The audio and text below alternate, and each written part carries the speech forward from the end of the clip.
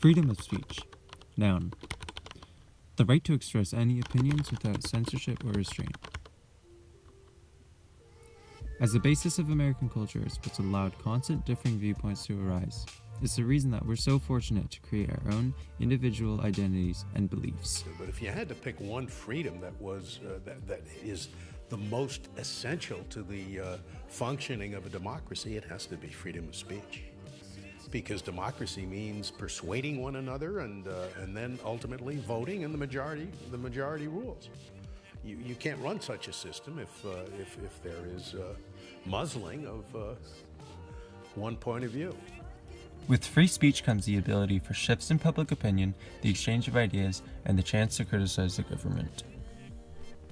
It accounts for shifts in public opinion in that in a world of restriction, the population is never fully exposed to new ideas.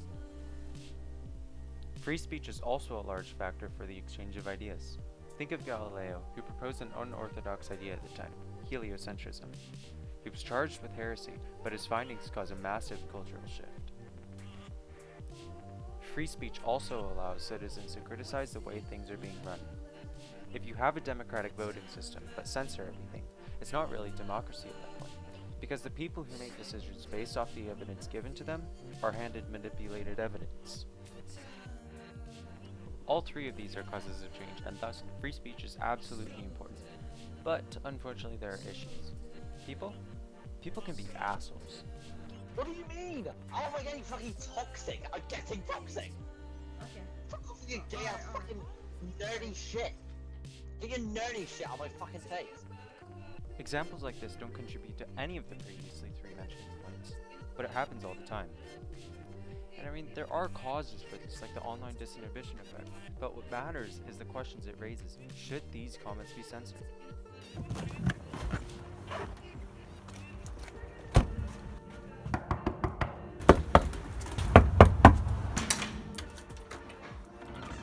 Hello.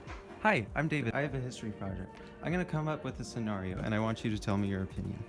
Let's say there's someone on the internet producing hate speech. Should they be censored? No. Why? It's the United States of America. Say whatever you want. It depends on what this person says. If it's like death threats or something like that, then I think this person should be. No, they shouldn't be censored. I wanted to find someone who outright believed in censorship, so I asked the internet.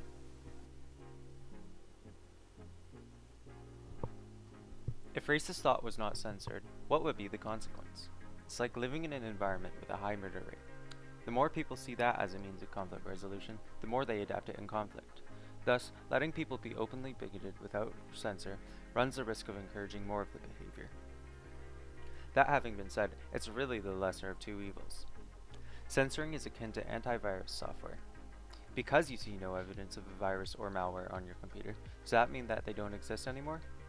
Truth is, they're being blocked by the software. Similarly, racism could be blocked by laws and censoring, but racism would still be alive and well. However, I need a source that is strictly for censoring. Here's one by Sean McCauley, The Case for Censoring Hate Speech.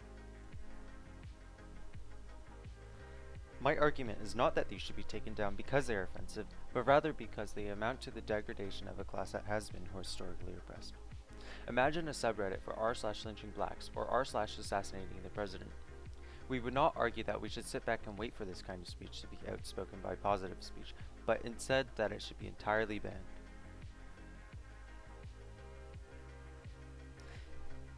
Saying that we should combat hate speech with more positive speech is an absurd proposition. The speech has already done the harm, and no amount of support will defray the victim's impression that they are not truly secure in the society. We don't simply tell the victim of a robbery, hey, it's okay, there are lots of other people who aren't going to rob you. Similarly, it isn't incredibly useful to tell someone who's just had their race, gender, or sexuality defamed that there are a lot of other nice people out there.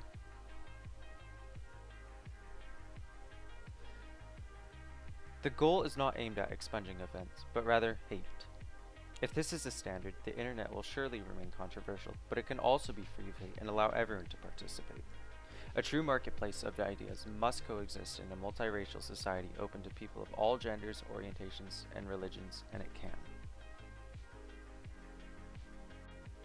But the issue with this thinking is the gray line. At what point does offense become hate? One example of this happened after some ugly incidents in the late 1980s when the University of Michigan took a code against hate speech. In the code, they said that no speech should demean or stigmatize groups. However, one sociobiology student challenged them. He said, "I want to study whether there are inherent differences between men and women. What if my conclusions are deemed stigmatizing?" There are just too many situations like this involving a gray line. Freedom of speech is important. It is crucial for change. It lets new opinions speak out, but it also lets other people hear those other views. Free speech is crucial because it allows people to challenge opposing views and oppose those bigoted views. Shutting down unethical views via censorship only serves to reinforce the people who hold them. The only way that these views will be defeated is by convincing these holders through better ideas. Freedom of speech is the most important provision in the Constitution, and it's only because of it that humanity can become better.